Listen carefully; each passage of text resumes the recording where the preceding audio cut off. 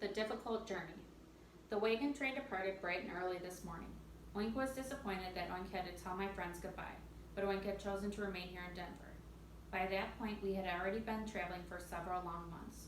Oink was sorry to leave St. Louis, but Oink heard there was gold in California. It was June when we had first left St. Louis, and it was October when we got to Denver. Oink had made the difficult decision that Oink would not be continuing onward with the rest of the families on the wagon train. When we left St. Louis, we were extremely excited because we were planning on traveling all the way to the ocean. We would journey to California, but that was not to be for my family. Almost immediately, we stumbled upon the first major problem of our trip. Our very first day on the road, a wheel flew right off of our wagon. The wheel was badly cracked, which meant we were unable to repair the damage ourselves. Since we were not terribly far from St. Louis at that point, John rode all the way back there on his horse. He returned to the wagon train with a brand new wheel. However, that took nearly an entire day while the other families waited. After that, we struggled with yet another problem. There was an awful rainstorm, and with it came so much mud that the oxen pulling our wagons were unable to get the wagons moving again. We had to wait for the rain to stop completely and for the mud to dry before we could continue onward.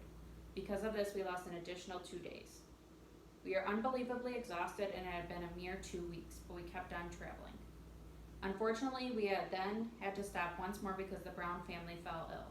We waited a few days for them to recover, but they eventually gave up and turned back.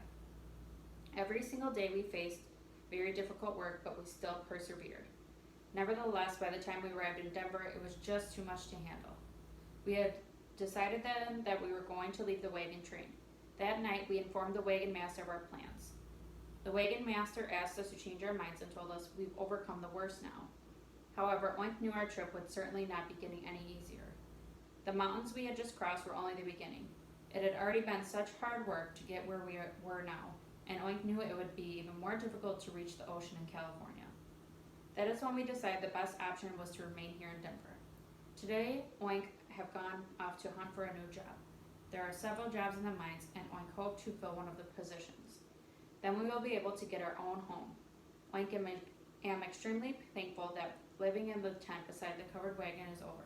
Instead, we will have a permanent place where we can live. Although Oink will greatly miss my friends, Oink will not miss all the troubles and hardships we endured. Oink wrote a letter to a friend Oink made on the trip. Oink wanted him to know we are doing well, although Oink missed him. And for my tongue twister, 33 thirsty, thundering thoroughbreds thumped Mr. Thurber on Thursday. 33 thirsty, thundering thoroughbreds thumped Mr. Thurber on Thursday.